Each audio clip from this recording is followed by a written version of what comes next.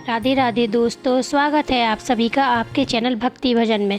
तो दोस्तों आज हम आए हैं एक और जानकारी के साथ। जैसा कि दोस्तों आपको पता है, इस वर्ष गणेश चतुर्थी मतलब बप्पा 7 अगस्त को हमारे घर आने वाले हैं। तो आप सभी को उनको अपने घर लाने से पहले हम कुछ नियम बताएंगे, कुछ ज़रूरी बातें बताएंगे, जिनको जान लेने के बाद आप अपने घर में गणेश जी की स्थापना कीजिए। दोस्तों कहीं ना कहीं आप सभी जानते हैं कि यदि हम इन नियमों का पालन नहीं करते हैं जाने अनजाने में, तो हमें अपने जीवन में कई कठिनाइयों का सामना करना पड़ता है। तो दोस्तों गणपति जी की जब भी आप स्थापना करें, कुछ सरल नियम हैं जो मैं आज आपको लेके आई हूँ, आप सभी को बताऊँगी, उनका आप ज़रूर पालन कीजिए। तो गणपति बप्पा आप सबके लिए सुख समृद्धि धन वैभव आशीर्वाद सभी लेके आएंगे। तो जानते हैं दोस्तों ये नियम क्या है। पहला नियम दोस्तों ये है कि बप्पा को जब भी आप अपने घर में लाएं, तो घर में लाने से पहले बप्पा का स्थान चयन कर लें कि आपको बप्पा को कहाँ पर स्थापित करना है। वैसे तो घर में किसी भी स्वच्छ पवित्र जगह बीचों बीच कहीं भी आप गणेश जी की मूर्ति को स्थापित कर सकते हैं, लेकिन वास्तु शास्त्र के हिसाब से दोस्तों उत्तर पूर्व दिशा में ही गणेश जी को स्थापित करना चाहिए। ये जगह बहुत ही शुभ मानी जाती है। तो आप सभी कोशिश कीजिए कि मूर्ति की स्थापना उत्तर पूर्व दिशा में ही हो।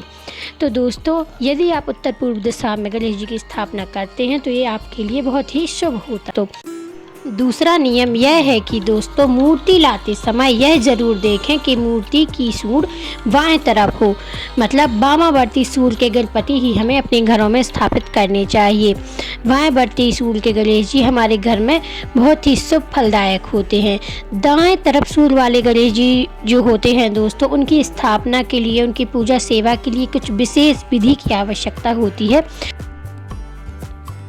तो दोस्तों हमें गणपति जी की बाएं साइड वाली प्रतिमा ही खरीदना है और उसी प्रतिमा को हमें अपने घर में स्थापित करना है।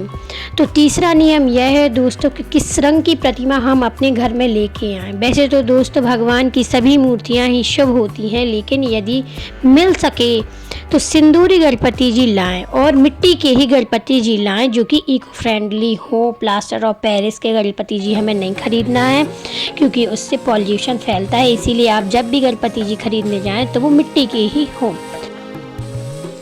दोस्तों वीडियो को एंड तक देखिए और कोई भी बात को मिस मत करिए।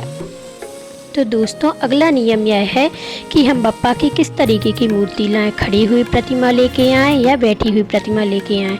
तो दोस्तों हमें बप्पा की हमेशा बैठी हुई प्रतिमा और मूषक के साथ वाली प्रतिमा ही लेके आना है, क्योंकि इस तरह की मूर्ति हमें सुख सौभाग्य धन धान्य ऐश्वर्य समृद्धि सभी प्रकार के आशीर्वाद प्रदान करती है। हमें बप्पा की नृत्य करती हुई मूर्ति नहीं लाना चाहिए।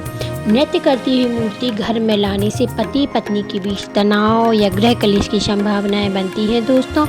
इसीलिए हमें बप्पा की हमेशा बैठी हुई मूर्ति ही लाना है।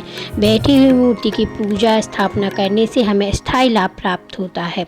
इस तरीके से दोस्तों अगला नियम यह है कि यदि कोई नवविवाहित दंपत्ति या संतान प्राप्ति की कामना करने वाले लोगों को हमेशा गणेश जी के बाल स्वरूप की ही स्थापना अपने घर में करना चाहिए। इससे उनकी सभी मनोकामनाएं पूर्ण होती हैं। इसीलिए संतान की कामना करने वाले नवविवाहित दंपत्ति या जोड़ी को हमेशा बाल स्वरूप की ही स्थापना करनी चाहिए। तो दोस्तों इस तरीके से ये हमने आपको 5 नियम बताए हैं जो कि आप गणपति बप्पा की स्थापना के लिए ज़रूर अपनाइए। दोस्तों गणपति जी को तो वैसे भी विघ्नहर्ता कहते हैं, तो बप्पा हम सबके विघ्न हरें, ऐसी कामना के साथ हम मिलते हैं अगले वीडियो में एक नई जानकारी के साथ। यदि वीडियो अच्छा लगा हो तो please like share comment and subscribe जरूर कीजिएगा। राधे राधे दोस्तों।